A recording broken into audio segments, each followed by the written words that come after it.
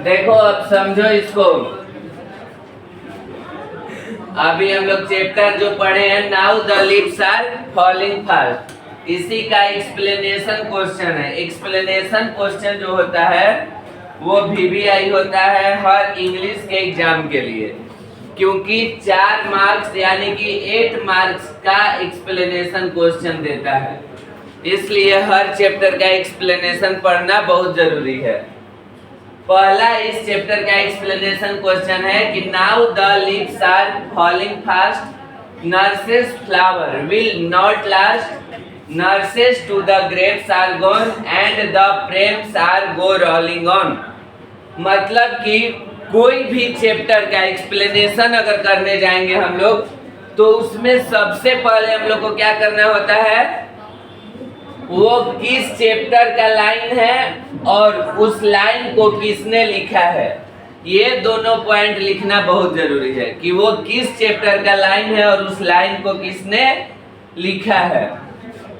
तो ये क्या है, this stanza has been taken from a beautiful poem now the leaves are falling fast written by W.H. Auden। इतना हर explanation में लिखना जरूरी है कि वो किस चैप्टर से लिया गया है और किस राइटर ने लिखा है।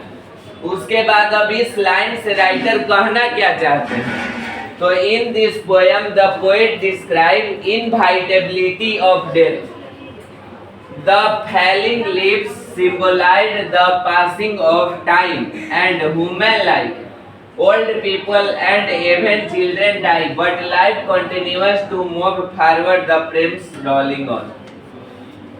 मतलब कि इस लाइन से ये कवि कहना चाहते हैं कि आज के जमाने में क्या हो रहे हैं, पेड़ जो है पत्ती रहित हो गए हैं, यानी कि तेजी से पत्तियां क्या हो रही है, गिर रही है, यानी कि इस संसार से अच्छे इंसान तेजी से गायब हो रहे हैं।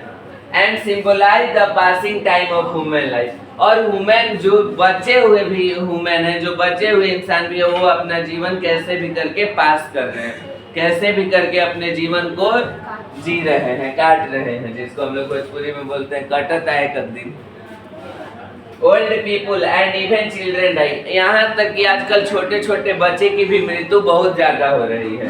But life continuous to move forward like frames rolling on, लेकिन जो हमारा जीवन है, लेकिन जो ये लाइफ है वो क्या हो रहा है, रोलिंग ऑन कर रहा है। लेकिन जो जिंदा है, जो जीवित है, वो क्या कर रहे हैं, अपने लाइफ को और कंटिन्यू करने के लिए भोजन की तलाश में घूम रहे हैं, प्रेम्स कर रहे हैं, दुनिया को भ्रमण कर रहे हैं।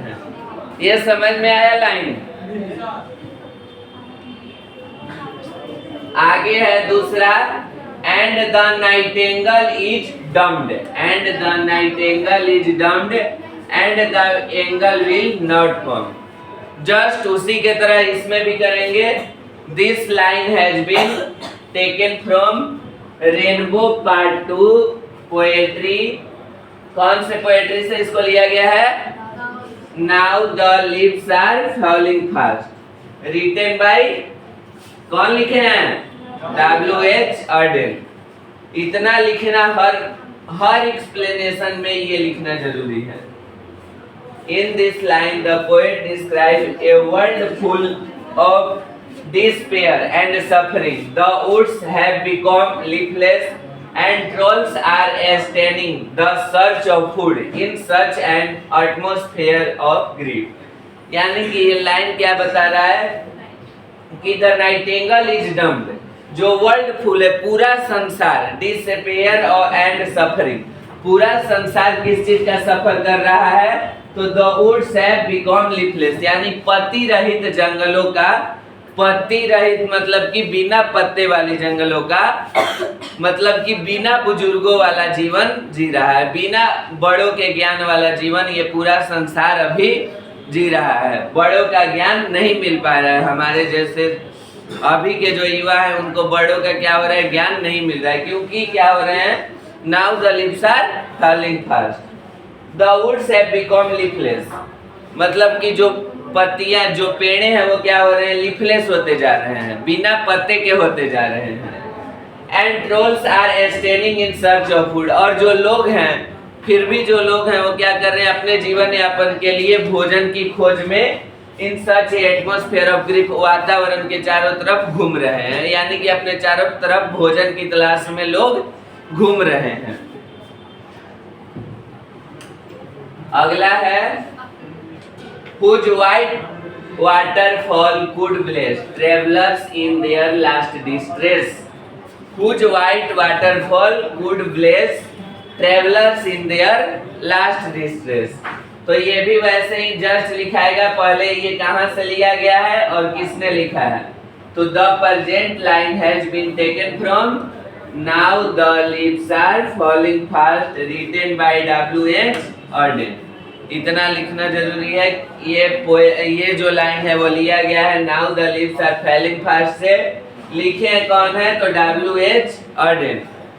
द पोएट से दैट, यानी पोएट इस लाइन से कहना चाहते हैं कि human beings are travellers moving rapidly towards death, यानी कि ह्यूमन बींग एक ऐसा सोशल एनिमल है जो क्या हो रहा है, यात्री की तरह हम आए हैं और यहाँ से तेजी से जा रहे हैं, यानी कि तेजी से मृत्यु होते जा रही है। रैपिडली टूवर्ड्स डेथ, यानी कि इंसान एक यात्री है जो कि तेजी से मृत्यु की ओर बढ़ते जा रहा है। रैपिडली, हम लोग को लगता है कि हम लोग कितना अभी 1 साल के हैं, 2 साल के, फिर धीरे धीरे अचानक से 15 साल, अरे साल बीत गया, यानी कि बहुत तेजी से जन्म लेता है इंसान यहाँ घूमने के लिए। जैसे हम लोग कहीं जगह पे घूमने जाते हैं तो उसी तरह से यहाँ भी हम लोग को भगवान भेजे हैं बस घूमने के लिए। हम लोग को जितना तेजी से हो सके पूरा घूम लेना है सृष्टि और उसके बाद चले जाना है यहाँ से। तो रैपिडली मूविंग हो रहा है, तेजी से हम घूम रहे हैं और अपने मृत्यु को न्योता दे रहे हैं कि अब हम घूम लिए हैं, जल्दी आ जाओ, अब चलना है हमें फिर से। However, they are comforted to soothing and melodious sound created by the white waterfalls of the lovely mountain। लेकिन जब इंसान आता है यहाँ पहाड़ी इलाकों में घूमता है, कुछ कुछ अच्छे जगहों पे घूमता है, तो क्या अपने आप को आरामदेह महसूस करता है, नहीं अभी कुछ जीना चाहिए, नहीं अभी कुछ और हमें घूमना बाकी है। लेकिन बाय सूथिंग एंड मेमोरी, लेकिन ये वास्तविकता है कि कितना भी वो आराम कर ले, कितना भी अच्छा जीवन यापन कर ले, उसको मृत्यु होनी ही है, उसको फिर से भगवान के पास जाना ही है।